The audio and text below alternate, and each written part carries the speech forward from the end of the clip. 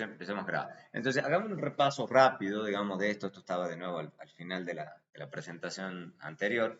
Entonces, básicamente, esto de los términos de interacción. Y lo que yo siempre le digo, todas estas cosas se pueden, pero por uno lo tiene que tener ciertas claridades, digamos, ¿ok? O sea, la idea es que hay veces que la gente quiere enriquecer el modelo. Por ejemplo, uno no quiere ver el efecto solo de los cuartos o solo del tamaño sobre el precio de las casas, sino que a alguien le puede interesar, no, a mí yo creo que hay lo que se llama un efecto interacción, o sea, básicamente que por ejemplo los cuartos, el efecto marginal de los cuartos es condicional en la cantidad de metros cuadrados de la casa. Está bien, o sea, yo le digo a todo el mundo, eso se puede, o sea, básicamente están queriendo introducir este beta 3 en el análisis. Ok, se puede, lo que sucede es que eso complica un poquito más las cosas, digamos. O sea, porque básicamente lo que se ve tanto en este ejemplo anterior como en este, es que ya el efecto parcial ya depende de la otra variable. ¿Ok? Entonces, ok, pero entonces usted se está complicando un poquitito, digamos. Entonces hay que tener muchas claridades sobre qué es lo que uno va a mostrar. Pero había un ejemplo que se me ocurrió, que yo me acordé porque yo dirigí este trabajo, y ya está este estudiante, este graduado, ya no es estudiante, él estaba interesado en ver, por ejemplo, el efecto de los migrantes venezolanos sobre productividad de los sectores económicos en Colombia. Entonces, no voy a entrar en esto es diferencia en diferencia, no voy a entrar en ese punto de cómo funciona diferencia en diferencia, sino que quiero que se vea cuál es la diferencia entre hacerlo para una sola variable y hacerlo interactuado. Entonces, básicamente, ¿qué es lo que él muestra acá? Él le está mostrando que el efecto antes de la entrada de una migración muy fuerte, no había grandes efectos, esto es con intervalos de confianza, mientras que después él se encuentra que, no siempre, pero que en general para ciertos trimestres el efecto es estadísticamente positivo. Entonces es interesante, digamos, pero hay cosas que uno puede pensar perfectamente y decir, bueno, pero no todos los migrantes son iguales. O sea, hay migrantes con más, menos educación, insertados en diferentes lugares. Entonces uno puede tratar de enriquecer el análisis. Puede decir, bueno, quiero entrar en esa heterogeneidad del efecto que pueden tener los diferentes migrantes. Entonces él lo que plantea más adelante, lo charlamos con él, es decir, no, mire, podemos plantear es que dependiendo del nivel de educación de los migrantes, podemos pensar que en una de esas para niveles bajos, digamos, puede que el efecto sea de no estadísticamente significativo a negativo, podría ser, digamos, lo que pasa es que a él no le da eso. Pero podría ser, de hecho, lo que le da acá es que esto tiene una pendiente positiva. Entonces, ¿qué le estás diciendo esto? Que básicamente para niveles bajos, digamos, de nivel educativo, básicamente no hay un efecto estadísticamente significativo sobre la productividad. ¿Okay? Es un efecto de interacción, solamente que él lo está graficando. ¿Okay? Solamente que lo está graficando para diferentes niveles educativos. Entonces, este es un lindo ejemplo. En cambio, para niveles altos, que es lo que uno en general pensaría, ¿no? En general el efecto sí es estadísticamente significativo y positivo. O sea, eso básicamente va en línea con la intuición que uno tendría. Básicamente los trabajadores no educados, no pasa nada, en realidad eso es lo que está diciendo acá, o incluso hasta si uno tendría más para atrás o tendría más datos, quizá le dé negativo, que quizá en ciertos sectores el efecto puede ser negativo, pero que si uno logra captar, atraer a migrantes con mucha educación, el efecto en realidad es positivo, ¿no? O sea, y en realidad más o menos tiene sentido. Entonces, bueno, eso puede ser interesante, digamos, de cómo uno piensa, dice, bueno, una cosa es pensar para todos y cuando uno quiere verlo con la interacción, ¿ok? Y esa es una forma de presentarlo y es gráfico, ¿ok? Entonces, es amigable con el lector, ¿ok? Ok, ya, entonces ahí es donde está el lío, ya eso es lo que me voy a dedicarle un poco de tiempo en esta parte. Entonces, ¿cuál es el tema entonces? Obviamente, la gente puede hacer modelos cuadráticos, habíamos dicho, cúbicos, o sea, o con interacciones y demás, porque lo que queremos es que los efectos parciales dependan de una o más variables explicativas. Está bien, por ejemplo, el ejemplo que acabo de hacer. Ahora bien, eso tiene un precio, obviamente, digamos, cada vez que la gente quiere complicarse más, siempre va a incurrir en un precio, que es complicado, o sea, uno ya está enredando un poquito más el análisis. Lo está enriqueciendo, pero ese enriquecimiento uno sabe que hace que las cosas sean más difíciles, porque básicamente lo que quiere a veces la gente es un número nomás. Yo quiero leer un número, no tengo ganas de verme un gráfico, no tengo ganas, yo quiero ver un número. Ok, entonces, ¿qué número? Bueno, hay varias medidas. La más popular, digamos, que se usa en econometría es lo que se llama efecto parcial promedio o average partial effect, AP. Esa es una posibilidad. Hay gente que le gusta ese. También se llama efecto marginal promedio. A mí me gusta más ese. Average marginal effect. Eso a gusto. O sea, no es que las dos cosas son lo mismo. Entonces, Woolrich se va más por el AP, yo voy más por el AME, pero es lo mismo. Es lo mismo. ¿Cuál es la idea del average marginal effect? Supongamos que ustedes, volvemos a este ejemplito de recién, que ustedes dicen, no, a mí me interesa evaluar el efecto de diferentes factores sobre el rendimiento de los estudiantes, ¿ok? Y yo lo enriquezco al análisis haciéndoles efectos cuadráticos e interacción. Este es un modelo más enredado. Ok, entonces supongan que ustedes dicen, no, yo quiero ver el efecto de attendance rate, por dar el ejemplo más simple, que lo podrían hacer con las otras variables para que sea más enredado. De hecho, este es pre-GPA, acá está pre-GPA, esto debería agregarle también el efecto de acá, lo voy a hacer ya para que no haya ninguna confusión. Entonces acá también va a pasar que va a estar el cuadrático. Ya nomás hago esa corrección aquí, que quede claro. Haya lugar a confusión. ¿Qué está pasando? Entonces, claro, se puede hacer esto. Esto es básicamente el efecto del término cuadrático, lo que está en el medio, y este es el efecto de la interacción que está acá al último. Entonces, fíjense que este es un buen ejemplo porque estoy haciéndolo bastante enredado, porque estoy haciendo que el efecto marginal dependa no una de dos, sino de dos variables. Y eso puede ser un enredo. Ah, no, pero esto es attendance rate, no, estaba bien recién. Lo borramos. Listo, no pasa nada. Entonces, estoy haciendo que dependa de dos variables. Bueno, de hecho, creo que en la otra dispositivo lo tengo un poco más cerrado. Bueno, entonces, esa es una posibilidad y eso es básicamente un ejemplo como el que estaba mostrando recién. Uno está haciendo como una función lineal. Esto es como una función lineal. Si ustedes se ponen a pensar, esto es el efecto marginal ordenado al origen y esto es el efecto de la interacción. Básicamente muy parecido a este ejemplito, ¿no? O sea, hay una ordenada al origen y hay una pendiente que tiene esto. Entonces a mí me puede interesar eso. Ok, pero lo que yo puedo hacer, que es el efecto marginal promedio, lo que yo puedo tratar de pensar es, no, a mí lo que me puede interesar es directamente, no me interesa para diferentes valores de pre-GPA, sino que directamente tomo el promedio, digamos, de los valores, que es el promedio muestral. Yo tomo el promedio y saco directamente un número, porque al final del día esto es un número, esto que está es un número, esto que está acá es un número y esto que está acá es un número. Cada uno de esos números. ¿Ok? Entonces puede, digamos, entonces me queda un número. Entonces no tengo que andar mostrando un gráfico. Te da gusto, digamos. O sea, eso depende de qué es lo que uno está queriendo captar. Y uno de nuevo, o sea, acá está, ahora sí está de vuelta, el que yo estaba queriendo mostrar recién. Yo puedo hacer lo mismo con los otros casos más enredados. Y poner acá en vez de varios valores de las diferentes variables, poner, por ejemplo, todas las variables ahí que están en su promedio. Y al final del día esto es un número, porque esto es un número, esto es un número, y todas las betas son números. Entonces me queda un número al final del día. Entonces no tengo que montar, como están mostrando un montón de números. Está bien. Entonces vamos a ver cómo lo puede mostrar a uno eso en STAT. Y rápidamente,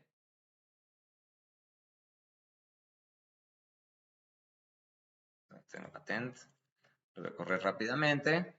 Entonces, ¿qué estoy haciendo acá? Acá estoy haciendo el modelo enredado. Estoy haciendo el modelo enredado. Entonces, en este modelo estoy agregando las variables separadas, las variables al cuadrado, las dos variables al cuadrado más la interacción. O sea, es bien enredadito.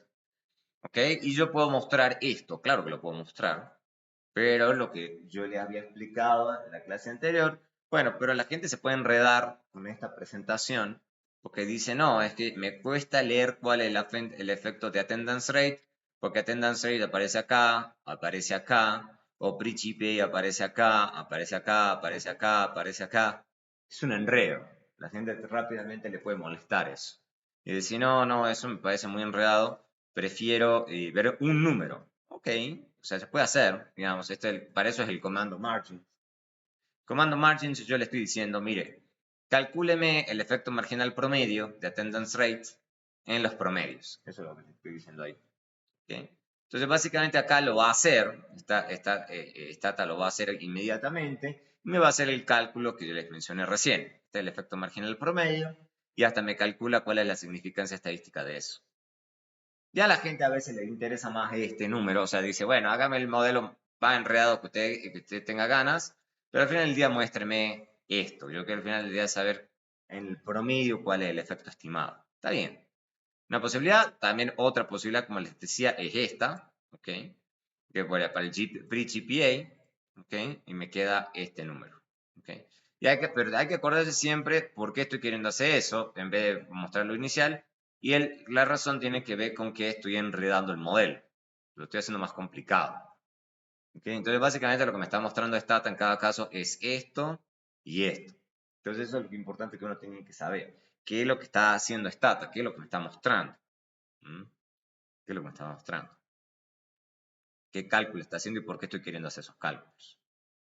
Entonces, sí es una posibilidad. ¿Ok? Mostrar eso. Después vamos a volver a esto cuando veamos, de hecho ya creo que hoy vamos a entrar a eso, el tema de los modelos no lineales. Los modelos no lineales esto empieza a ser muy importante, pero incluso en estos modelos lineales, en el momento que uno está utilizando términos cuadráticos o interacciones, a la gente le puede interesar. Pero entonces Matrix es para la quiere la tiene que hacer otro comando. No, es lo mismo, es lo mismo, es lo mismo. Esto es lo mismo. Son diferentes nombres para las mismas cosas. ¿Okay? Es lo mismo. Lo que pasa es que en ciertos libros lo van a encontrar con en este nombre y en otros libros lo van a encontrar con este nombre. Por ejemplo, a Woolrich le gusta utilizar este nombre, pero cuando ustedes van al manual de Stata le va a poner este nombre. Pero es la misma cosa. Porque al final del día, parcial y marginal se refieren al mismo concepto. ¿Okay? Que es el efecto marginal que tiene una variable sobre la otra. O sea, eso tiene que ver con cálculo, digamos, o sea, es como una derivada. Y entonces al final del día la gente le da lo mismo, ¿no? Habla llamar parcial o marginal. Pero, de nuevo, hay que aprendernos, el lector que aprende un poquito la jerga porque es lo mismo. Porque si no uno se enreda y cree que están hablando de cosas diferentes y es lo mismo. ¿Ok? Este, Ahora sigamos con esto de la bondad de ajuste. Vamos a volver muchas veces sobre el tema de la bondad de ajuste porque hay gente que se obsesiona con el tema de la bondad de ajuste. Ya lo hemos visto, digamos, que en general elegir revisiones basadas únicamente en R cuadrado es mala idea. O sea, se puede elegir, digamos, pero uno tendría que tener muy buenos argumentos para elegir únicamente el R cuadrado. Normalmente es una batería, está dentro de una bolsa, digamos, de cosas, el R cuadrado. O sea, porque básicamente nada en el modelo lineal clásico requiere que R cuadrado esté por encima de algún nivel. O sea, fíjense que en toda la discusión que hicimos, en la parte de teorema Gauss-Markov o de teorema de consistencia y demás, en ningún lado sale una discusión de R cuadrado. O sea, en ningún caso dijimos, ah, no, R cuadrado tiene que ser tanto. Hablábamos de consistencia, ensejamiento y demás, sin nunca hablar de R cuadrado. ¿Ok? ¿Por qué? Porque básicamente lo que hace R cuadrado es medir cuánta variación muestral de Y puede ser explicada con los regresores que estamos usando. Ya, eso es todo. Y puede ser útil, ¿no? O sea, pero en nada tiene que ver con el cumplimiento de los supuestos. Supuestos de Gauss-Markov, o sea, nada habla de que podamos tener estimaciones incejadas incluso consistentes, independientemente de tener un R cuadrado alto o bajo. Claro, a veces nos gusta tener un R cuadrado alto por ciertas razones específicas, porque lo que nos puede importar es decir, no, es que yo quiero un modelo que sea bastante robusto y hasta predecir, que es otra el propósito. Eso es lo que yo hago siempre la distinción entre dos objetivos que uno puede seguir. Cuando uno está queriendo captar el beta, ¿ok? Uno está queriendo calcular exactamente un efecto marginal, un efecto parcial. un beta poblacional. ¿Okay? Ese es un objetivo que una literatura econométrica se dedica a eso. Y eso es lo que genera lo que vamos a ir acá. Pero hay otra literatura que a veces se usa mucho más en series, que es el tema de qué tan robusto es el modelo para predecir. Entonces ahí lo que a mí me está interesando no es tanto el beta, sino el Y sombrero. ¿Okay? Como yo estoy qué tan bueno es para predecir. Ahí es donde puede que no nada de ese R cuadrado yo le puedo prestar mucha atención, ¿ok? Como para predecir. O sea, solo porque eso indica solamente poca precisión para estimar. Entonces, eso me puede importar, la precisión del modelo. No no que esté calculando bien el beta, sino la capacidad de predicción. Ahora bien, la comparación de R cuadrado puede ser importante. Ya hemos visto el caso del estadístico F. ¿Ok? Ahora bien, el R cuadrado ajustado siempre lo reporta Stata, ¿no? Entonces, uno se pregunta qué es eso. O sea, fíjense que siempre Stata, y casi todos los paquetes estadísticos o hasta en las regresiones que uno lee, les muestra R cuadrado y R cuadrado ajustado. R cuadrado ajustado. Ok. Entonces, si ese es el caso, ¿para qué? O sea, porque pues, lo que no hemos visto hasta ahora es solamente la fórmula de R cuadrado, solo. Solo. ¿Ok? Entonces, ¿cuál es la diferencia entre esas dos cosas? ¿Qué es lo que trae de especial el R cuadrado ajustado a la discusión? Bueno, vamos a ver por qué. ¿Por qué a la gente le importa eso? O sea, nosotros hemos visto que el R cuadrado usual es S. Digamos, no tiene mucho misterio, digamos, solamente lo estoy dividiendo en N. Digamos, y se lo podría restar y ya está. Pero ya van a ver por qué lo estoy mostrando a leer. Ahora, yo puedo definir la varianza poblacional de Y y la varianza poblacional del término de error. De error, no el U sombrero, el error. Eso es poblacional. Entonces, estamos hablando poblacional versus poblacional. Si uno piensa eso, entonces básicamente el R cuadrado poblacional va a estar dado por esto. ¿Ok? Esa es la idea. Y a uno le suena, y esto es el ρ cuadrado. Es el ρ cuadrado. Ya lo hemos visto al principio de la clase, les toca repasar. Pero básicamente eso es lo que está queriendo captar uno de la población. Esa es la idea con el R cuadrado. ¿Ok? Entonces, dicho eso, se supone que eso es lo que R cuadrado está estimando. Sí, bueno, pero eso va a tener un problemita.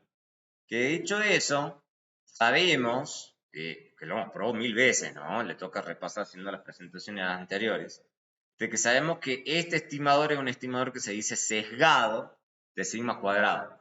Para que de ahí está con el U, para hacer, simplemente para transparencia. Pero es sesgado, o sea, lo sabemos, digamos. Y también sabemos que esto es sesgado, ¿ok? O sea, estos son estimadores sesgados de los parámetros poblacionales que en teoría esto debería calcular, ¿ok? Entonces, ¿cuáles son lo que tenemos que hacer? Y ya lo hemos visto, ¿no? O sea, esto no debería sonarles a chino. Esto lo que estoy haciendo, que es lo que se llama, eso que está en el denominador, el ajuste por grados de libertad. ¿Ok? Eso ya debería haber quedado claro. ¿Ok? Estamos haciendo el ajuste por grados de libertad. Entonces, cuando uno hace eso, es que se habla del R cuadrado ajustado. Y en general, la gente, cuando tiene cuidado, reporta en realidad esto, digamos, como una medida de bondad de ajuste. Y fíjense por qué. Porque básicamente lo que hace eso, esa fórmula, fíjense que en vez de poner solamente n, le está restando k. ¿Qué es lo que está haciendo eso en esencia entonces? Eso está castigando por el hecho de estar agregando más regresores al modelo. Pero por eso a la gente le gusta más. ¿Okay? Fíjense que en la fórmula anterior n aparece n solo. Entonces no importa, ya lo hemos dicho, no importa la cantidad de regresores, así sean regresores hiper irrelevantes, el R cuadrado iba a subir siempre. El R cuadrado sombrero no. O sea, eso pone una penalidad. Entonces, básicamente, entonces en cambio el R cuadrado nunca va a bajar. Entonces, esto que está en el numerador puede subir o bajar cuando ponemos una nueva variable. ¿Ok? Porque lo estamos castigando al modelo por agregar nuevas variables. O sea, a la gente a veces le gusta eso. ¿Ok? Le gusta esa característica del R cuadrado. Por ejemplo, la gente puede tratar de ir agregando regresores y en el momento que el R cuadrado baja, dice ya, ahí es donde yo me freno. ¿Ok? Dejo de agregar esos regresores. Eso suena un poco intuitivo en este punto, digamos, de la clase, pero van a ver que cuando hagamos muchas series, en series se usa mucho ese tipo de intuiciones. ¿Ok? Y también se puede demostrar que hay una relación muy fuerte, obviamente, entre R cuadrado sombrero y el R cuadrado usual. Nos puede hacer un poco de álgebra, no lo vamos a hacer, si tienen ganas lo podemos hacer, pero no es muy difícil. Pero básicamente, ¿qué me está diciendo esto? Me está diciendo que cuando esto sea 1, ¿ok? Esto es muy parecido, porque me queda 1 menos 1, y este menos por el menos, me queda es solo el R cuadrado. O sea, básicamente R cuadrado ajustado tiende al R cuadrado usual. ¿Y eso cuándo va a pasar? Y si lo miran con cuidado a esto, eso va a pasar cuando K sea muy chiquito en relación a N. O sea, básicamente cuando tengo una muestra gigante y tengo muy pocos regresores. ¿Ok? Entonces en esos casos va a ser muy parecido. ¿Ok? Entonces para N pequeño y K grande, R cuadrado puede ser mucho más bajo que R cuadrado. A la gente le interesa eso. Entonces dice, ay, pero ¿en qué escenario me puede pasar que N sea pequeño y K sea grande? De nuevo, en series. Porque en series, bueno, no siempre en series, digamos, hay series que son largas. Pero en general, en series, especialmente las series macro, no tengo 5.000 años de datos, digamos, o sea, hay capacidad. Entonces, en general, yo tengo, que yo, 50 y tengo 10 regresores, por poner un ejemplo extremo. Entonces, ahí sí puede ser crítico, digamos, y puede haber mucha diferencia entre el recuadro y los sombreros. Pero en general, por ejemplo, en cortes transversales, el N en general es grande, digamos, y tenemos pocos regresores. Entonces, por ejemplo, puedo tener 10.000 observaciones, o 1.000.000 de observaciones de individuos, de hogares, ¿ok? Entonces, en esos escenarios, la diferencia entre R cuadrado sombrero y R cuadrado usual es muy baja. ¿Ok? Por notación, entonces siempre que veas una barra en el R es porque estamos hablando de un R ajustado. O esa es una posible anotación. O la gente a veces, en vez de poner la barra, le pone ADJ, Adjusted R Square. Eh, Hay veces que la gente hasta más perezosa es, digamos, y directamente ponen el R cuadrado y ponen como una nota al pie, el R cuadrado mostrado es el R cuadrado ajustado. Bueno, depende del nivel de pereza de la gente. Hay que estar prestando mucha atención. Entonces, en general se puede reportar cualquiera de los dos, pero hay que tener cuidado. En la práctica N es relativamente grande, cortes, en relación con K, entonces las diferencias entre ambos son pequeñas. ¿Ok? Pero, de nuevo, depende del escenario en el que estemos. Si tenemos N pequeño y K grande, sí, pues en general la gente va a mostrar siempre R cuadrado ajustado. Ahora, el R cuadrado ajustado también tiene otro uso interesante, bien interesante, va a aparecer en algunos escenarios, porque lo habíamos visto. ¿Quién pero ya están entrando tarde. Ya me empezó hace rato. Ya después les tocará. Bueno, no iniciamos la sesión hoy. Eh, yo la sesión de Teams la uso cuando la hacemos remota la clase, ¿no? O cuando estamos presencial. Bueno, entonces, ya hemos visto que la prueba F se utiliza, queremos ver si un conjunto de variables estadísticamente significativo. Pero claro, el problema, y ya lo habíamos hecho cierto preámbulo, ¿no? De que no nos permite decir cuál de las variables tiene un efecto. Porque habíamos dicho que básicamente lo que hace la prueba F, mete a todas las variables en la misma bolsa y chao. O sea, esa es la idea de la prueba F. Pero a la gente, como habíamos visto antes, le puede interesar decir, bueno, está bien, habíamos visto en la clase anterior, en una de las clases anteriores, que en la prueba F, digamos, nos decía que estas tres variables son conjuntamente significativas, ¿ok? Pero la duda que uno tiene es sobre si dejar las tres, o dos, o una. O sea, no, eso no lo habíamos dilucidado. Y lo que hice es posponer esta discusión a hoy. ¿Ok? A hoy. ¿Ok? Y habíamos dicho que eso tiene que ver con alta correlación. Pero la pregunta que nos hacemos entonces, dado que estas son las dos variables que están muy correlacionadas, la intuición nos dice, bueno, deberíamos dejar o esta variable o esta variable. Deberíamos elegir alguna de las dos. Deberíamos elegir alguna. El tema es cuál.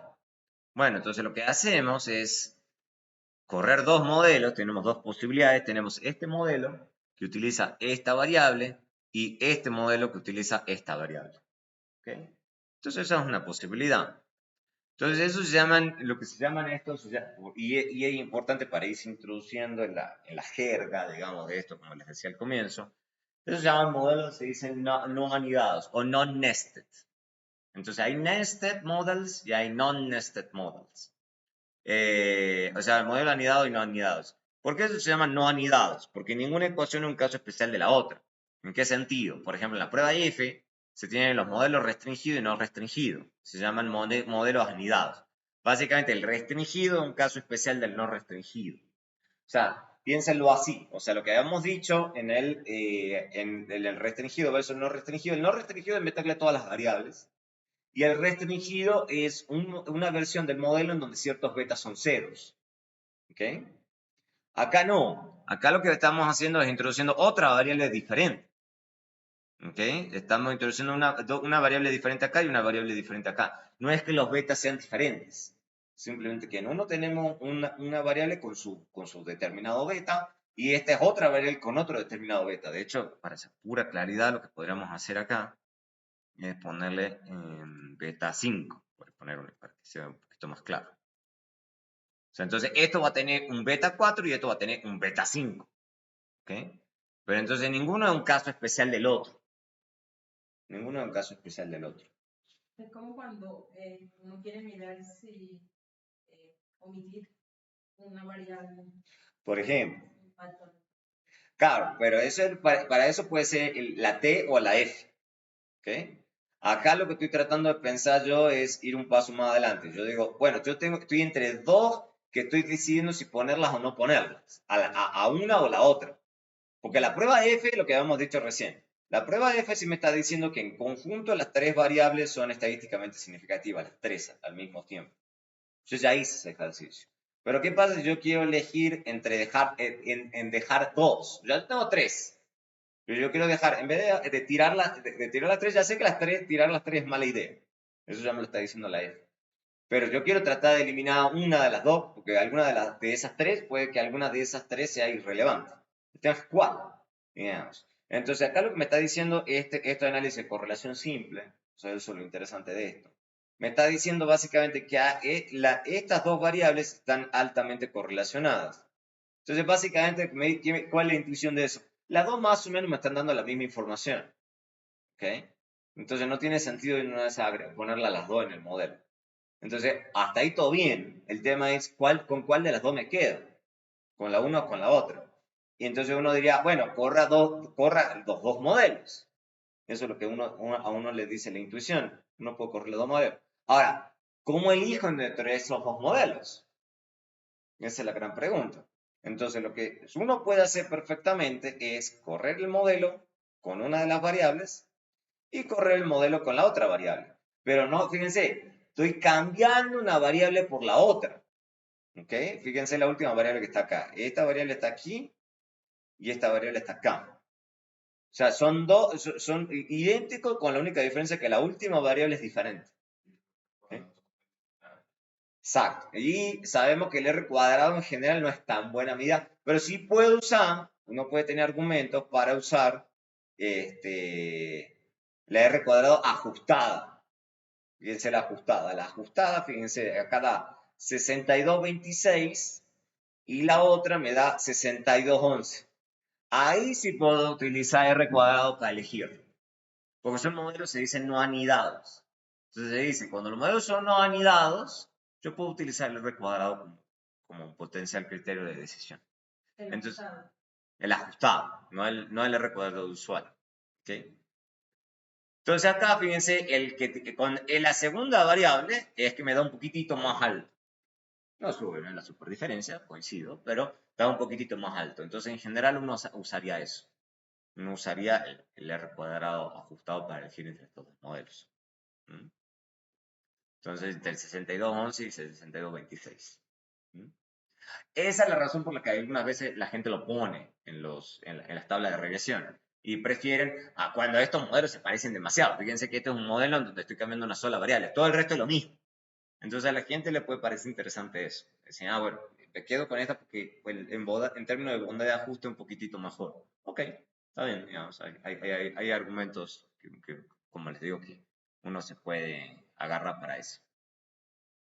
Pero eso en general es tenue, es tenue. Eso es importante. Vamos a ver este caso, por ejemplo, que esto es lo que a la gente realmente le importa.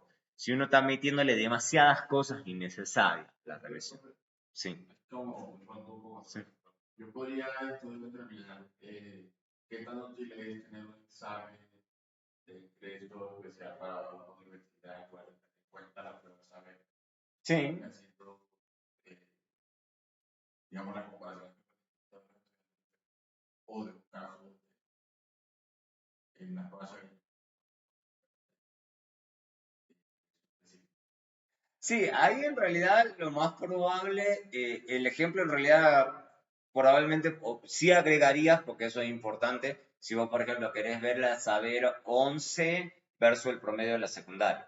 Esas probablemente son medidas muy diferentes y ambas las tengas que agregar en el análisis. Pero puedes tener tus argumentos y puedes decir, no, bueno, pero yo no quiero utilizar la saber 11, sino que yo quiero utilizar las pruebas específicas, porque por ejemplo creo que la saber 11 tiene como 5 pruebas diferentes. Pero ¿qué es lo que alguien te va a decir? Que por ejemplo es muy parecido a este caso, digamos. ¿Qué es lo que la gente, y lo que seguramente se te va a ver en los datos? Los estudiantes que en general son buenos en matemática también, son buenos en literatura también, son buenos en inglés también, o sea, en general eso va a estar altamente correlacionado, ¿ok? Entonces alguien te puede decir, no, mira, no use las 5 medidas al mismo tiempo. O sea, vos podés estar interesado en una vez en ver cuál de esas 5 medidas, porque quizá hay alguna de esas medidas del saber 11 que es más crítica que la otra, puede ser. Pero alguien te puede decir, pero eso está súper correlacionado. O sea, en general, la gente es buena en todo. No, es muy raro el estudiante que es muy bueno en matemática y pésimo en escritura. O sea, eso es raro en general. En general, la gente es buena en todo. Los buenos estudiantes son buenos en varios flancos. Y los que son malos, también. Son en general malos en todos. Entonces es un buen ejemplo, digamos, que puede decir, no, quiero elegir uno, porque al final es lo mismo. Pero en general vos usarías el agregado, por darte un ejemplo. Este, pero ahí, por ejemplo, vos podés estar en el debate, de decir, bueno, voy a usar matemática o lectura. Bueno, ese es el ejemplo aquí. ¿Okay? Bueno, pero esto es lo que, como le decía, lo que a la gente, por lo menos en econometría, le pasa mucho. Porque la gente se enloquece, ¿no? O sea, a veces la gente tiene, especialmente cuando tiene muchos datos, empieza a meter variable, meter variable, meter variable, y no está pensando a veces qué está haciendo. Porque están queriendo tratar de evitar el sesgo por variable omitida. Y dice, no, le metamos esto, le metamos esto, le metamos esto. Eh, y no, a veces uno tiene que tener cuidado, a veces uno está exagerando las cosas. ¿Por qué? Por ejemplo, este es un buen ejemplo. Mayor impuesto en bebida alcohólica en accidente de tráfico. Supongo que hay alguna razón, hay algún impuesto que se pone a las bebidas alcohólicas. Claro, y ahí uno dice, es que yo como Estado voy a hacer que comprar alcohol sea más caro, cosa que la gente compre menos. Eh, Al comprar menos, se va a alcoholizar menos y va a haber menos accidente de tráfico. Esa es la intuición detrás de la ley. Entonces yo puedo plantear un modelo, digamos, está bien, en donde yo diga, bueno, voy a poner las muertes de este lado, muertes en accidente de tránsito, voy a poner los impuestos acá, y después voy a poner una serie de controles. No está mal poner controles en eso.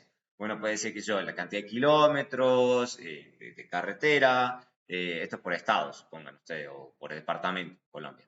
Entonces, esto es cantidad de kilómetros de carretera, esto es cantidad creo que porcentaje de hombres, los hombres en general se involucran más en accidentes de tráfico, y jóvenes. Digamos. Entonces, hay varios factores que hacen que se explica muertes. Eso explica muertes. Está muy correlacionado con las muertes.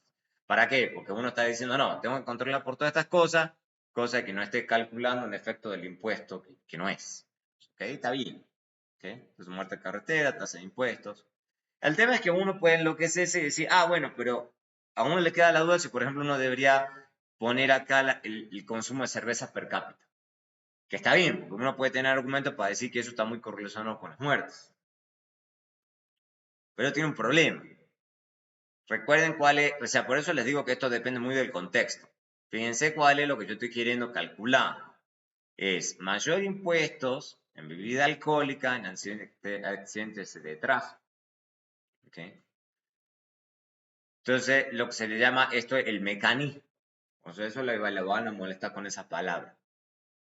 ¿Cuál es el mecanismo por el cual ustedes piensan que los impuestos van a afectar las muertes? Esta pregunta muy sencilla. Derramar impuestos se supone que sube el consumo. O algo así. O sea, yo le estoy poniendo impuesto a las bebidas. Esa es la idea. Debería bajar el consumo de bebida. Exacto. Entonces, ¿yo debería controlarlas por las bebidas? No.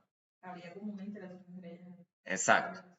Entonces, eso es el tema. O sea, y uno puede pensar eso. Y dice, bueno, porque beta 1 te quiere medir el efecto parcial del aumento de los impuestos sobre las muertes. Ceteris paribus. O sea, siempre tienen que usar esa intuición. En este caso, estaríamos diciendo que es el número de cervezas de per cápita constante, porque eso es lo que están diciendo ustedes cuando agregan la cerveza per cápita. Y eso es lo que está mal. Porque ustedes lo que están pensando es no, es que los impuestos van a bajar el consumo de cerveza y eso va a hacer que reduzcan las muertes. Entonces está mal hecho el análisis. ¿Ok? Entonces siempre tienen que utilizar en la cabeza ustedes la intuición esa. No, no hay que olvidarse las bases son importantes. La intuición de ceteris paribus no es porque sí, es que está queriendo calcular usted. Si usted está queriendo calcular el efecto del impuesto, entonces no ponga esto, y el impuesto es sobre la cerveza alcohólica, obviamente, entonces usted no debería poner el consumo de la cerveza. ¿Ok? Claro, porque la mueve necesariamente. Exacto. Entonces ustedes no pueden introducir eso. ¿Ok? Se llama, están sobre especificando el modelo. Eso se denomina así. Entonces, cuando alguien ustedes están presentando el trabajo y alguien levanta la mano y le dice, usted está sobre especificando el modelo, está agregando una variable que usted no necesita. ¿Ok? ¿Ok? ¿Ok? Entonces, eso es precisamente lo que queremos estimar, entonces no deberíamos incluir consumo de cerveza. Otro ejemplo, este es mío, digamos, de mi tesis. Y yo después lo que pensamos, sí, tienen razón, digamos.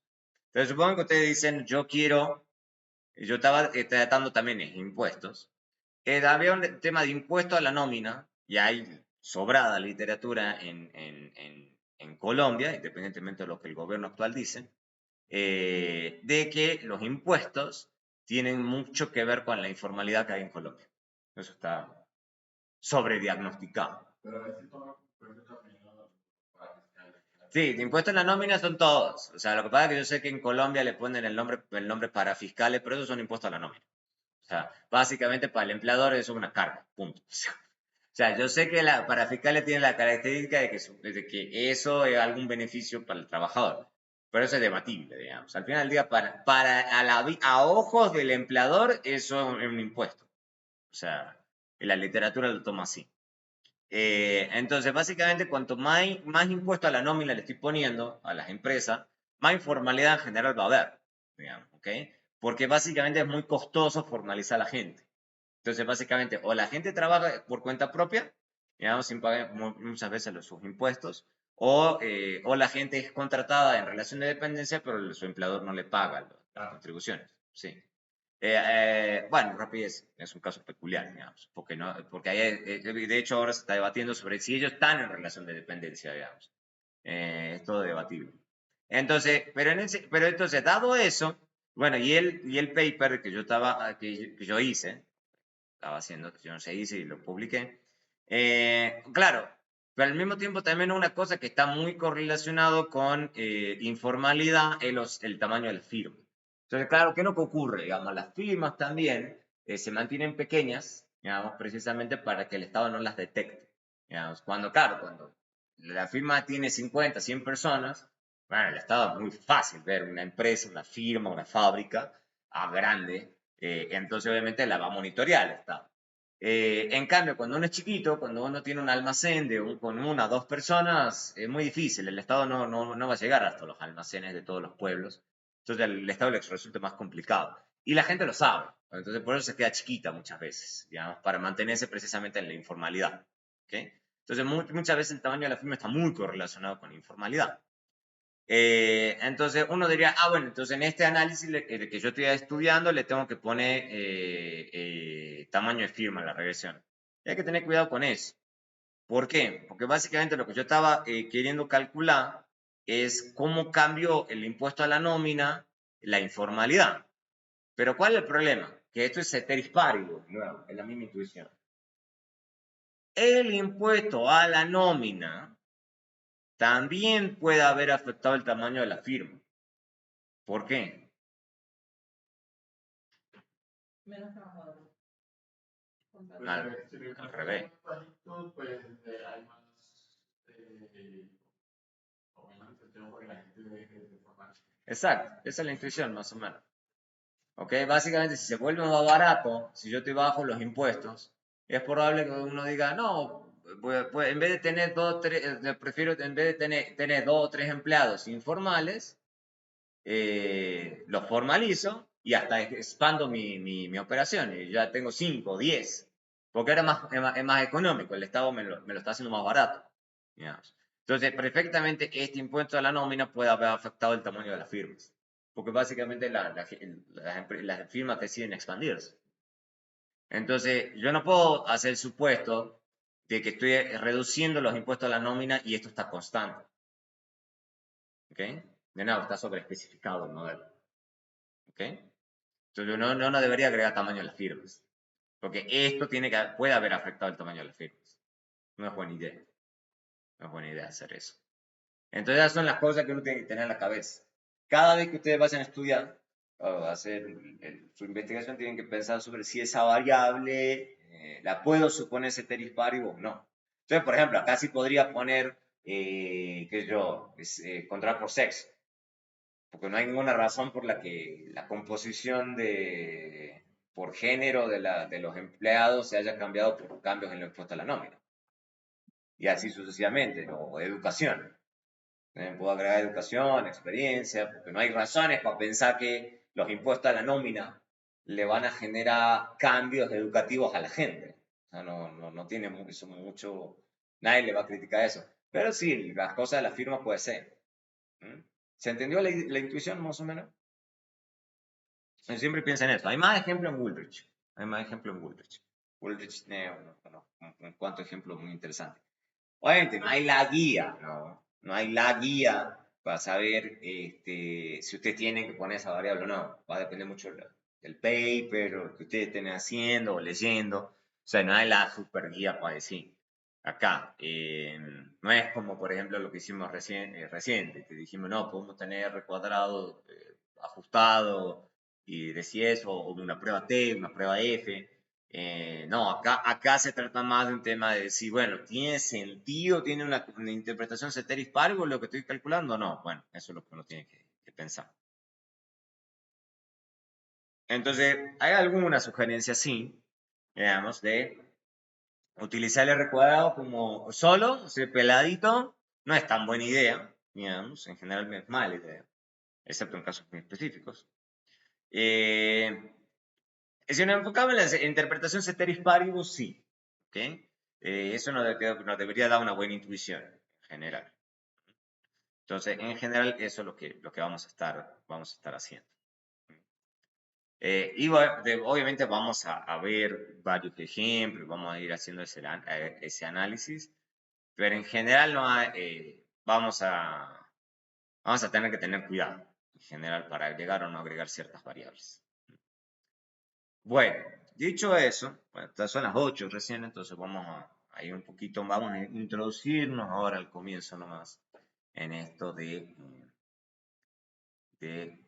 lo que son las variables binarias. Vamos a hacer la introducción nomás sobre las variables binarias.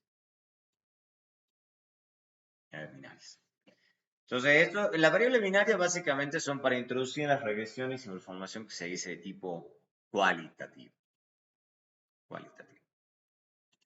O sea, y hay un montón, siempre hay ejemplos de variables cualitativas. ¿Okay? Hasta ahora, hasta este punto, por eso es que yo voy por parte, me parece que la organización de Woolrich es bastante sabia en eso, en el tema de cómo él tiene organizado los temas. Hasta ahora siempre hemos supuesto que las variables que estamos analizando se dice, de tipo cuantitativas. ¿Okay? Cuantitativas. Básicamente la magnitud de la variable tiene algún sentido. salarios, años de educación, promedio académico, alguna medida de contaminación. O sea, básicamente la magnitud de la variable es importante. ¿Ok? No es lo mismo ganar, que yo, medio millón, que 1 millón, que 10 millones de pesos. No es lo mismo no tener años de educación a tener 2, 5, 20, o tener un promedio académico de 2, o de 3, o de 5. ¿Okay? O sea, cada uno de esos casos, la magnitud es importante. ¿Okay? En esta sección, lo que se dedica y ve cómo se trabaja con lo que se llaman variables cualitativas, o sea, que nos indica alguna cualidad del individuo. El individuo entendido de nuevo en un sentido amplio. Puede ser una persona, un hogar, un país, una firma. ¿Okay? Entonces, por ejemplo, el sexo, hombre, mujer, raza, blanco, mulato, negro, indio, asiático, religión, católico, musulmán, agnóstico, ese tipo de cosas. Son rasgos de la gente. Industria. Si la industria, por ejemplo, entonces cuando estamos hablando ya de firmas, entonces estamos hablando de una firma no es lo mismo una firma manufacturera que una firma dedicada a energía, no es lo mismo una empresa de agroquímicos, o sea, son cualidades, digamos, de la firma es completamente diferente. ¿Okay? O la región, no es lo mismo estar en Cauca, que está en el Amazonas, que estar en la costa, o sea, hay diferentes regiones.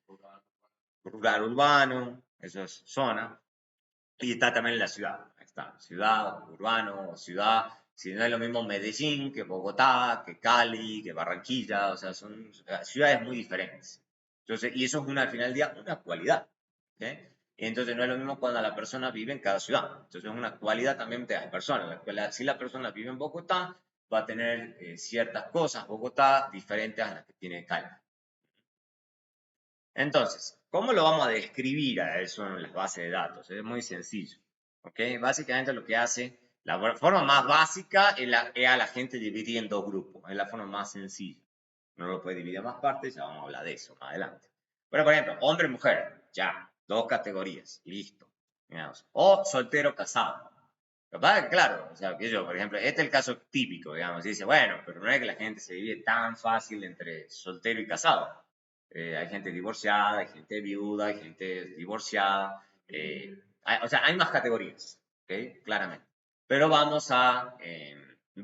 por ejemplo, por el momento vamos a suponer que uno puede hacer esa división solamente en dos partes. O empleado o desempleado, por ejemplo. ¿Qué es estar empleado? ¿Qué es estar desempleado? O sea, vamos a hablar de eso. ¿Tiene libros o no tiene libros? Eso que ya está un poco en desuso, pero es básicamente sobre si en la casa es una característica además del hogar, sobre si en ese hogar hay libros. ¿Okay? Lo que pasa es que hoy en día con toda la digitalización eso cada vez pierde más relevancia. Pero hubo una época donde se estudiaba mucho eso, o sea, si la existencia de libros en una casa era crítico para la educación de los niños. Exacto. Entonces, hoy en día sería tener acceso a Internet, no tener acceso a Internet, por ejemplo. Pero incluso ahí es un poco ruidoso, porque uno diría, está bien, no tiene conexión directa, pero tiene celular. Entonces ahí es más ruidoso, al día de hoy. En otra época sí era como que uno tenía que tener Internet en la casa o no tenía. Ya. Pero entonces, por eso, o formal informal, que es lo que yo también me dedico. Para que eso es un enredo, porque quiénes son informales, quiénes son formales es un enredo. Ahí también estamos. O sea, es bien, o sea, entonces ya se darán cuenta que esto de binario es un poco ruidoso. O sea, porque depende mucho de qué está hablando uno. ¿Okay? En todos estos casos, la variable hay un montón de nombres, digamos. O sea, digo, dependiendo, pone una cosa y ya, pero bueno. Entonces, a ver, la gente le dice, binaria, binomiales, 0-1, dummy, dicotómica, gana de darle un diferente nombre a la misma cosa. Pero es eso, o sea, básicamente es una variable que toma dos valores. Por eso para mí el mejor nombre es binario. Pues tiene dos nombres, es bi. Pero ya, o sea, hay gente nueva, o sea, el término clásico también la gente usa un poco de Spanglish y dice dummy. Porque sí, o sea, en inglés se usa la palabra dummy. Entonces hay gente que va y en inglés le pone, en español, la gente dice, sucede una variable dummy. Y uno como, ¿no le puedes poner binaria? O sea, no es tan complicada la traducción. Entonces veamos cómo se ve en la base de datos. Eso sí me parece importante. Entonces, en una base de datos usual, y así es como uno debería armar la base de datos, vamos a hacer una base de datos sencilla. Uno va a tener, por ejemplo, en una encuesta de hogares, cosas como esta. Uno tacha acá y básicamente tiene uno, lo que le digo, promedio de horas que la gente trabaja, años de educación, años de experiencia, y después hay unas que le dicen, de nuevo, las binarias.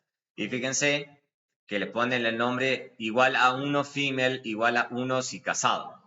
¿Mm? ¿Cómo se calcula esa diferencia? ¿Cómo? ¿Cómo se calcula esa diferencia?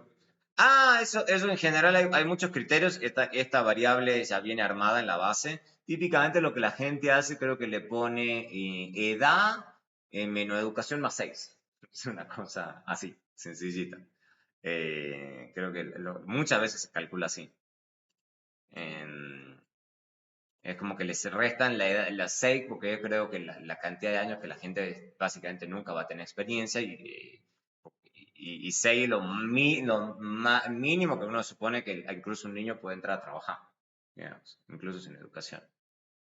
Pero eso depende mucho del investigador. Esa es buena pregunta. Entonces, fíjense, acá las tres primeras variables, fíjense, están codificadas como uno esperaría. Año, bueno, esto es horas de trabajo, creo que es, o salario promedio en logs. No, esto es ingresos promedio por hora. Entonces esto es 3.1. Entonces la persona, esto está en dólares, si no me equivoco. Entonces la persona por hora gana 3.1 dólares, 5.3 dólares, 8.1, 8.8 o 11 dólares por hora. Entonces está bien, y está igual la educación. Esta persona tiene 11, esta persona tiene 16, esta persona tiene 17 años de educación. Entonces en todos estos casos la magnitud tiene un sentido, ¿ok? Razonable y uno lo entiende. En cambio, fíjense que las binarias, como uno las codifica como está mostrado acá. Female y married. Female, por ejemplo, que es el caso clásico. Female, fíjense que es 1 acá y 0 acá. Entonces, ¿qué me está diciendo? Que esta persona es mujer. Por eso, female.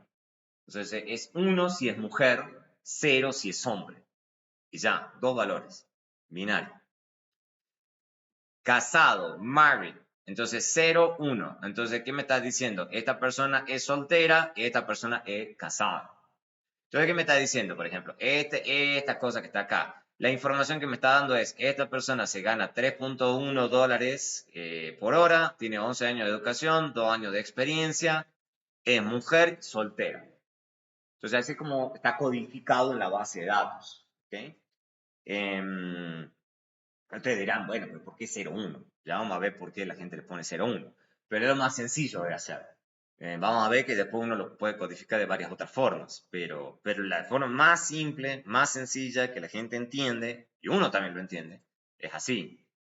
Entonces, básicamente, independientemente de cómo uno lo codifique, uno, lo más importante es a quién le pone 0, 1, quién le pone 1, 0, y a qué uno le está poniendo 1. Eso parece una tontera, pero no es tan obvio. ¿Ya? O sea, por ejemplo, hombre igual 1, hombre, 0 igual mujer. Chao, sencillito. Pero hay otro caso donde es un poco más enredado. Empleado, ¿qué es estar empleado? ¿Qué es estar empleado? Si alguien está vendiendo chicle en una calle, ¿está empleado o no está empleado? Si la persona está en su casa sin trabajar, pero está buscando trabajo, ¿es empleada o no es empleada? Si a la persona está en la casa, pero no está buscando trabajo, pero le ofrecen trabajo, lo tomaría. ¿Está empleado o no está empleada? ¿O está desempleada? Eso no es trivial, digamos. Esas cosas no son... O sea, es un enredo. Lo mismo si uno, bueno, y al revés lo mismo. O sea, desempleado, 0,1 empleado. Y bueno, entonces uno tiene que tener esas claridades. Uno le parece tonto en este punto, pero no es tan tonto. Y como le digo, ni habla de informalidad, es un enredo. Entonces, por ejemplo, ahora se está poniendo de moda esto de economía verde. Bueno, ¿cómo es que es una economía verde? No sé, bueno, hay que discutir qué es una economía verde. Entonces, Entonces, así esas cosas definicionales no son tan simples. Entonces, pero a los efectos de la claridad, y eso me ha pasado en muchos trabajos de grado, incluso de la maestría, que no poní nunca género. O sea, ¿qué es género? ¿Qué es fuerza laboral? No tengo idea, ¿no? O sea, defíname usted qué es fuerza laboral. Es mejor poner así, ¿no? Hombre, mujer, empleado, y después usted describe en el texto, digamos, pero no me ponga género, o sea. O sea, no es un tema estadístico, es por claridad. O sea, para que uno le resulte más fácil de leerlo, digamos, ¿ok? Obviamente podríamos utilizar otros valores, ¿ok? Hay gente que se obsesiona con eso, especialmente los ingenieros, que no le dice, pero ¿por qué 0,1? A mí me gusta ponerle 1,2, o 1,6, o 0,9. Y uno como, a ver, obvio, tú puedes usar los números que quieras, digamos. O sea, lo que sucede es que es muy útil en las regresiones usar 0,1. Ya vamos a ver por qué. Pero claro que en la base de datos se puede codificar de otra forma si usted tiene ganas.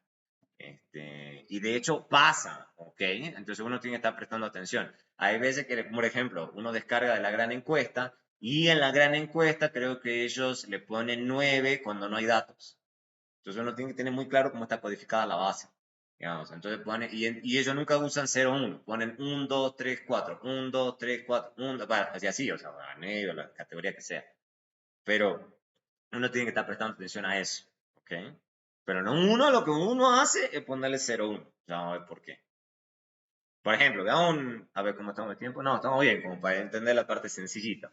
Supongan ustedes el modelo sencillito, sencillo, fácil. Salario, y ustedes quieren poner una binaria de mujer, y después, bueno, y acá parece bien lo que hace Bullrich, de ponerle delta cuando se trata de binarias, y betas cuando se trata de cuantitativos. ¿Ok? Está bien. Entonces, supongan el modelo es bien sencillo. Entonces, es 1 si es mujer. ¿Ok? Es 1 si es mujer. 0 si es hombre. ¿Mm? Está bien hacerlo así. ¿Y por qué? Porque básicamente lo que es lo que nos está diciendo eso. ¿Qué nos dice ese beta?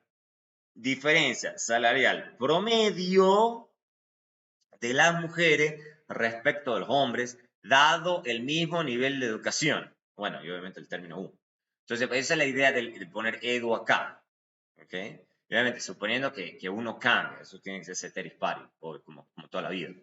Pero esa es la idea, digamos, que es la diferencia de las mujeres respecto de los hombres. Por eso el 1-0.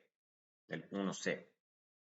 Veamos rápidamente. Vamos, ustedes dicen que la diferencia del salario promedio de las mujeres, dado el mismo nivel de educación, pero es la esperanza condicional a mujer igual a 1, dado el nivel de educación, menos el salario de la mujer igual a 0, dado el mismo nivel de educación. Esa es en términos de esperanzas condicionales. ¿Ok? El edu es el mismo, ¿no? Entonces, en ambas ecuaciones. ¿Mm? Entonces, la diferencia mide la diferencia entre sexo controlando por educación. Podríamos controlar por un montón de otras cosas, pero en este ejemplo sencillo estamos controlando por educación. En términos gráficos, ¿cómo lo entiende uno? Se dice que es el desplazamiento de intercepto. Entonces, es como si uno tuviera la educación acá y el salario aquí. ¿Mm? Entonces, básicamente, cuando uno está haciendo el gráfico acá para los hombres, fíjense que no hay delta. Porque hombre igual 0. Por eso se pone ceros. Pero no es una casualidad, como le digo, ponerle 0 y 1. Pero si uno le pone 1 y 2 no pasa nada, pero es un enredo, digamos. Gráficamente no, uno se va a enredar un montón. Es mejor le poner 0 y ponerle 1. ¿Okay? Entonces ahí fíjense que esta es la ecuación básicamente para los hombres, que delta es 0. En cambio, entonces este es beta 0, que es la ordenada al origen. Pero como le digo, función lineal, primeras clases, función lineal, que vuelve a aparecer todo el santo tiempo. Cuando yo le estoy poniendo, por ejemplo, mujeres, beta más delta 1, recuerden, mujer igual 1, 1 está acompañando al delta 1, al delta 0, ¿ok? Pero por eso tiene otro intercepto, Entonces, básicamente, esto que yo estoy poniendo acá tiene beta 0 más delta 0, ¿ok? ¿Cuál es la diferencia? ¿Por qué está más bajito? Porque ¿qué es lo que yo estoy suponiendo acá? Que el delta 0, que la pendiente es la misma, pero el delta 0 es negativo. Estoy suponiendo en este escenario, estoy suponiendo que el delta 0 es negativo. Por eso se baja la ordenada al origen. ¿Ok? Entonces acá estoy suponiendo que el retorno de la ecuación es el mismo. Entonces que el beta en ambas regresiones es la misma, tienen la misma pendiente, pero diferentes ordenadas al origen. Entonces siempre tienen que tener eso en la cabeza. La gente a veces dice, re fácil, ordenada lineal y ya, pero la gente a veces se olvida de eso. Es una ordenada al origen, un cambio en la ordenada al origen. ¿Me van siguiendo? Sí, estaba pensando en que hay que tener cuidado entonces cuando, o sea, digamos, bueno, Sí, después se puede jugar con eso. Por eso esta presentación es bastante extensa. Porque uno puede jugar pues, haciendo los modelos más difíciles y diciendo, no, yo quiero que los betas de cada grupo sean diferentes. Y uno le dice, se puede, pero cuidado, porque ahí ya estás enredando el modelo, digamos. O sea, si quiere, porque ¿qué es lo que va a pasar en esos casos? Por ejemplo, pueden ser paralelos o se pueden cruzar o pueden ser completamente diferentes. Entonces ya el modelo se vuelve enredado. Digamos, siempre ustedes pueden enredarse si tienen ganas, pero tienen que estar seguros de que están haciendo. ¿Ok? Obviamente, por ejemplo, una pregunta sencilla que uno se puede hacer, bueno, ¿por qué no ponemos hombre también? ¿Por qué no pone mujeres y hombres? Ahí las dos binarias. Exacto. No tenemos multicolonialidad perfecta. La gente se olvida de esas cosas. ¿No? Pero dice, claro, si usted suma la binaria de mujer y la binaria de hombre, eso va a dar uno siempre. Es una combinación lineal perfecta. ¿Ok? Entonces, una. ¿Ok? La gente se olvida. La gente se olvida. No, digamos, no, si usted se olvida de eso, se va a meter en problemas. Entonces se denomina trampa de variables binarias. ¿Ok? Y viceversa. Si usted está pudiendo agregar las dos, es porque algo está mal. Hay alguna cosa en los datos, hay algún grupo que está mal codificada la cosa, pero uno no debería matemáticamente hablando, por eso la matemática es importante, agregar las dos. No da. ¿Ok? Si se puede, entonces hay problemas. ¿Ok? Stata lo detecta inmediatamente y tira una y corre. Otros programas estadísticos lo que hacen directamente es frenarse. Y dicen, no. Que, o sea, antes, arregle esta cosa y después hablamos. Stata lo que hace es tirar una y corre. O depende del programa que estén usando. Entonces, en la regresión esta, entonces, mujer igual 0 si hombre. Entonces, en ese escenario, estamos utilizando lo que se dice a los hombres como grupo base o grupo de referencia. Entonces, uno siempre molesta a la gente diciéndole, bueno, pero ¿cuál es su grupo base? Entonces, uno está diciendo eso. Uno le está diciendo, ¿cuál es su grupo de comparación? Porque usted puede usar muchos grupos de comparación. Piensa en el caso de lo que decíamos de las ciudades. ¿Cuál es su ciudad de comparación? En Bogotá, Medellín, o sea, bueno, eso va a cambiar mucho las cosas, digamos, dependiendo de cuál es su grupo. ¿Okay? También se pueden utilizar, porque, por ejemplo, podremos utilizar a las mujeres como el grupo base. No hay ningún problema, ¿no? Es la misma historia. Vamos a tener los hombres, podemos poner la binaria hombre y tenemos el intercepto entonces para las mujeres y el intercepto para los hombres. Es la misma historia. Es la misma historia. Lo que sucede es que uno está cambiando el grupo base. ¿Ok? Entonces uno acá está comparando las mujeres respecto a los hombres y acá uno está comparando a los hombres respecto a las mujeres. Entonces, cualquiera lo está bien, vamos, o sea, pero la diferencia, entonces acá en realidad me va a dar la diferencia salarial promedio de los hombres respecto a las mujeres, dado el mismo nivel de educación. Entonces es lo mismo, o sea, se puede, pero fíjense que eso no es casual, que acá está apareciendo beta 0 y delta 0 y acá está apareciendo alfa 0 y gamma 0, porque no es lo mismo, no va a dar lo mismo, no va a dar lo mismo. ¿Ok? Entonces, básicamente, ¿y cuál es la equivalencia matemática que voy a tener? Que alfa 0 es igual a beta 0 más delta 0, y voy a tener también que alfa 0 más gamma 0 es igual a beta 0. Entonces, es una equivalencia, me tiene que dar igual, si no, no tiene mucho sentido. Entonces, el grupo de base no cambia nada estadístico, no cambia nada estadístico, pero sí va a ser crítico para poder interpretar, para que el número que estoy leyendo y yo lo lea bien. Lo que pasa es que en un caso me va a dar, que yo, mero 0,5 y el otro me va a dar más 0,5. Pero, o sea, uno es el espejo del otro, pero tengo que estar claro qué es lo que estoy haciendo. ¿Ok? Entonces, para la práctica, y hasta ahí vamos más o menos como llega hoy, porque de nuevo, yo quiero hacer solamente la introducción, porque es un tema muy largo. Vamos a verlo con bastante cuidado. Entonces, número 1, a la hora de armar variables binarias, armarlas correctamente, fijarse bien qué grupo uno está poniendo en cero. Como les digo, a veces no es tan obvio que es casado, que es soltero, que es formal, que es informal. Eso puede no ser obvio. ¿Okay? Entonces, hacer esa separación correctamente. Saber a qué grupo le asignamos 0, a qué grupo le estamos asignando 1. ¿Ok? Básicamente, ¿por qué? Porque si no podemos tener resultados o cegados que no tengan ningún sentido. Porque uno está mezclando peras con manzanas. Entonces hay que tener mucho cuidado.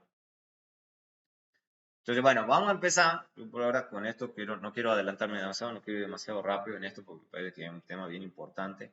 Vamos a empezar entonces la próxima clase con una variable independiente binaria. Una, que es modelo más básico que he mostrado hasta ahora.